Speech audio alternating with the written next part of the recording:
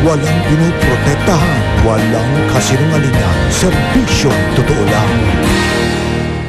See wishes come true sa Wish Ko Lang sa tulong ng Tide. Magandang hapon po mga kapuso. Parang kailan lang ay nagka-countdown tayo sa pagpasok ng 2011. Ngayon, eto na't patapos ang unang buwan ng taon. Pero huwag kayong mag-alala dahil hindi pa naman po huli ang lahat para sa mga bagong bagay, bagong plano at mga bagong pangarap. Wish ko Nang mapiling gumanap bilang Machete ang kapuso-hak na si Alger Abrenica, maraming fans ang natuwa dahil lalo raw mapapatunayan ng aktor ang husay niya sa pag-arte at syempre mapapakita rin ang maganda niyang katawan. Pero hindi lang daw mga teenager ang nahuhumaling sa mga eksena ni Alger dahil pati raw mga chikiting kinikilig din. At isa na rito si Hana Michi. Ito ang mag-inang sina Mary Jane at Kumi. Very close sa kanyang one and only daughter, ang ating doting mother. Proud na proud din si Mami sa pagiging biba ni Kumi. At sa murang edad nga raw na 4, alam na nito ang nais niyang marating sa paglaki. Hindi siya mahilig sa mga variety show. Mas gusto niya drama, saka cartoons. Siguro nakukuha niya yung pag-iisip na masyadong ahead sa edad niya, sa drama. Ewan ko, sabi ko, ano saan na napupulit yung mga sinasabi mo? Isa, pati ako pinagagalitan. Nanay mo kayo, pinagagalitan mo ako. Sabi niya. Kasi diba, sa TV, diba, a-acting silang ganun. Kindergarten sa isang daycare center si Kumi. Masigasig daw ito sa pag-aaral at ayaw na ayaw nitong mag-absent sa kanyang mga klase.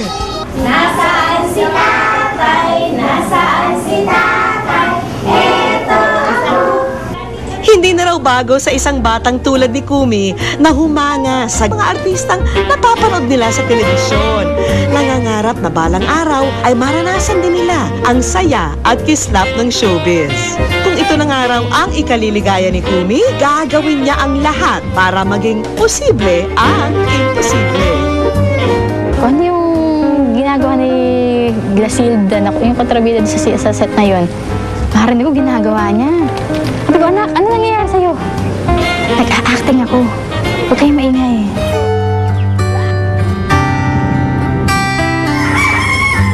Habang namamasada si tatay, ang mag-inang Mary Jane at Kumi, diretso naman sa kanilang kapitbahay para makinood ng TV.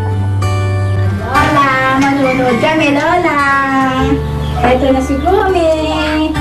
Hindi raw kasi sapat ang kinikita ni Moriel para makabili sila ng sariling telebisyon. Kaya kahit daw nakakahiya, sinasamahan ni Mary Jane ang anak upang makinood. Sabi niya, wala tayong kwarto, wala tayong TV. Kahit radyo nga, wala. Sabi niya gano'n.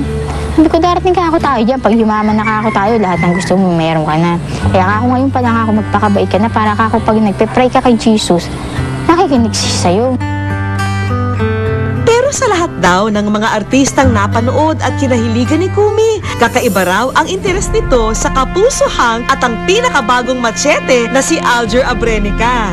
Sa katunayan, nang minsang napadpad daw ang aktor sa kanilang lugar para sa isang mall show, nakipagsiksikan daw ang mag-ina, makita lang nila si Alger Abrenica.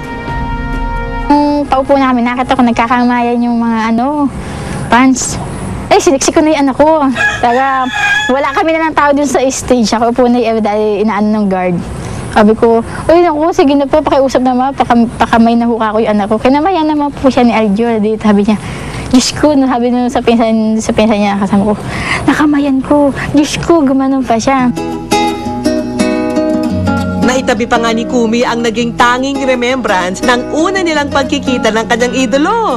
Isang CD na may autograph ni Alger at isang larawang binili pa raw ng kanyang ina mula sa isang fan. Kay Kuya Alger. O bakit gusto mo yung CD ni Kuya Alger? Pogi, magaling pa.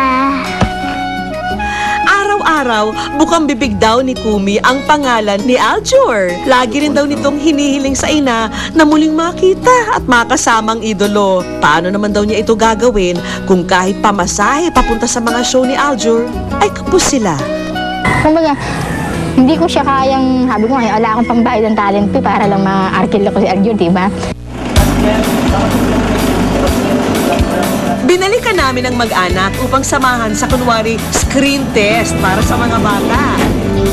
Malayo-layo rin ang kanilang nilakbay, pero kahit inabot na ng dilim sa daan, eto pa rin si Kumi at mukhang excited sa mga susunod na mangyayari. Pero habang papalapit na ang mag-anak, tila may isang gustong umeksena. Gusto pa yatang agawan si Aljur sa pagiging machete. Di mo nakikita. Pero ilang sandali lang, ayan, at nagtagpo muli sina Kumi at Aljur. Kumi. Hello. Ano yan? Ikaw ba si Kumi?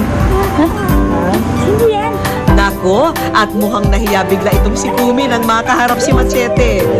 Pero si Aljur, labis-labis ang kaligayahan na makilala ang kanyang munting tagahanga. Sino dyan? Sino? Sa ngayon, sobrang natutuwa ako dahil hindi ko in-expect na may isang malanghel na bata na cute pa ay hahanga din po sa akin. At sa kinwento ni Mami, ilang buwan na pa, ilang taon na pala akong hinihintay ni Kumi. At sana kung nabigyan ako ng pagkakataon, sana habang maaga pa lang napuntahan ko na siya. Actually, si Kuya Aljur may sasabihin sa inyo. Narinig mo yun, Kumi? Kaya huwag ka nang mahiya. May sasabihin pa nga sa'yo si Aljur eh.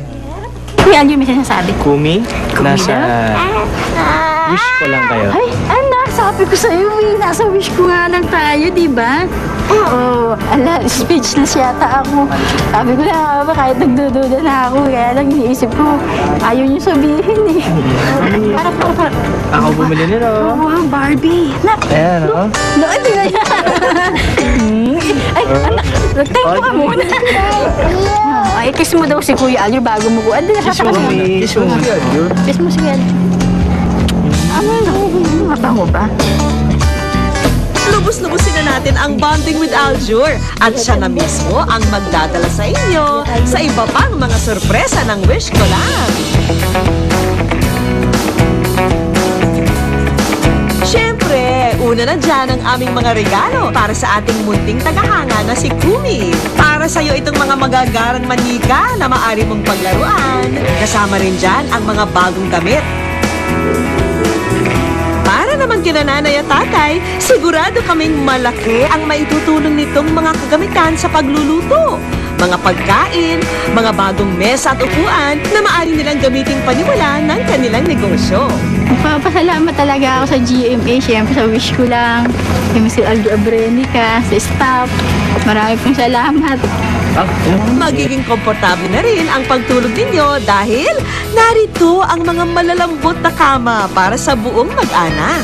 At ngayon, Kumi, hindi mo na kailangang makinood ng TV sa kapitbahay dahil magkakaroon na kayo ng sarili ninyong television set. May kasama pa yung DVD player, radyo, at isang camera. Mami Mary Jane, Daddy, Kumi, maliban po sa mga natanggap niyong regalo from Wish Ko Lang, meron pa po silang handog, isang Certificate of Financial Assistance. Wow. Ito po, kayo na pong bahala tumayin kung magkano.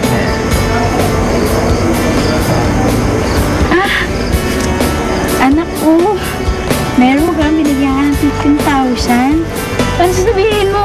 Sabihin mo muna kay Kuya Aljur, ano sasabihin mo? Thank you. Papasalamat po ako sa wish ko lang kasi binigyan pa nila ako. Bukod doon sa napakadami nung nilang regalong binigay. Pero pinakadabis talaga yung nakita niya si Mr. Aljur. Salamat po ng marami sa GMA at sa wish ko lang. Bilang mga artista po, hindi lang po sila napapasaya niyo, pati rin po kami dahil nakakataba po talaga ng puso na makakita ng ganitong bata na humahanga sa inyo. Ang kwento nito ay hindi lang tungkol sa isang sikat na aktor at isang batang tagahanga. Ang kwentong ito ay tungkol din sa isang ina na bagamat kapos ay ginagawa ang lahat para lang mapasaya ang anak. At sa pagsuporta ni Mary Jane sa mga interes ni Kumi, hindi lang kaligayahan ang ibinigay niya sa anak. Napagtibay rin niya ang tiwala ng bata sa sarili para marating ang nais niyang marating. Wish ko lang. Ang laki-laki Sub ka pa rin sa bahay ng tiya mo. Abangan niyo ako ngayong Sabado dito lang sa Wish Ko Lang.